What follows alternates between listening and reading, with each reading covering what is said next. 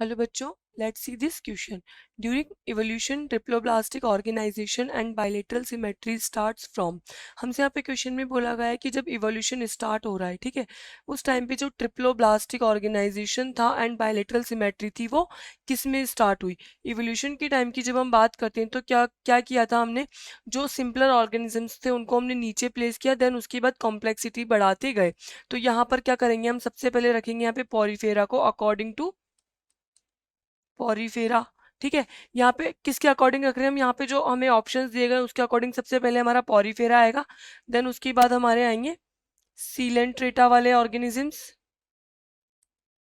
Then उसके बाद यहाँ पर हमारे आएंगे प्लेटी हेलमिन्थीज वाले, प्लेटी हेलमिन्थीज। और लास्ट में हम यहाँ पे प्लेस करते हैं एस्क हेलमिन्थीज को।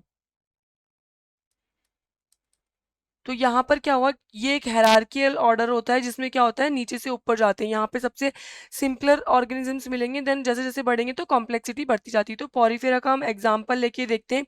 जो पॉरीफेरा का बेस्ट एग्जाम्पल है वो यहाँ पर हमारा हो जाएगा सी स्पॉन्ज।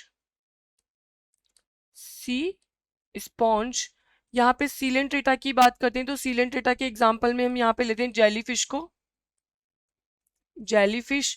यहाँ पे प्लेटी हेलमिन्थीज के एग्जाम्पल की बात करते हैं तो हम किसको लेते हैं यहाँ पर, लिवर फ्लिप को। और एस्केलमेंथिस के एग्जाम्पल में हम यहाँ पे लेंगे पिनवॉर्म को।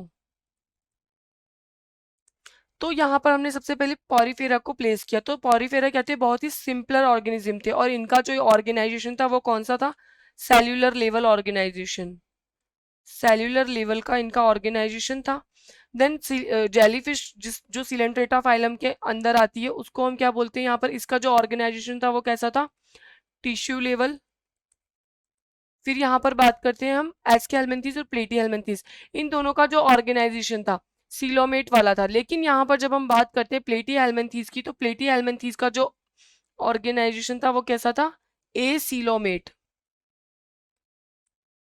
ए सीलोमेट। लेकिन जब हम यहाँ पे बात करते हैं पिनवर्म जो किसके अंडर आता है, एस्के हेलमिन्थीस, तो इसका यहाँ पर था स्यूडो सीलोमेट।